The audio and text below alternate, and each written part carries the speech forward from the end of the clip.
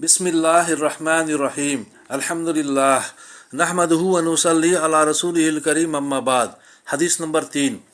हज़रत अब्दुल्लाह बिन उमर रज़ियल्लाहु अन्हुमा से रवायत है कि रसूलुल्लाह सल्लल्लाहु अलैहि वसल्लम से जिब्राईल अलैहिस्सलाम ने जबकि वो एक अजनबी शख्स की शक्ल में हाजिर हुए थे इस्लाम के बारे में सवाल किया।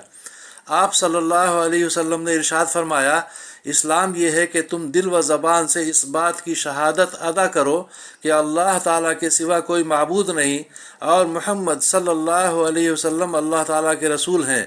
नमाज पढ़ो, ज़कात अदा करो, हज और उम्रह करो, जनाबत से पाक होने के लिए गुस्ल करो, वज़ू को पूरा करो और रमज़ान के रोज़े रखो। हज़रत जिब्राईल अलैहिस्सलाम ने पूछा, जब मैं ये सारे अमाल कर लूँ तो क्या मैं मुसलमान हो जाऊँगा? इरशाद फरमाया, हाँ। हज़रत जिब्राईल अलैहिस्सलाम ने अर्ज़ किया, आपने सच फरमाया।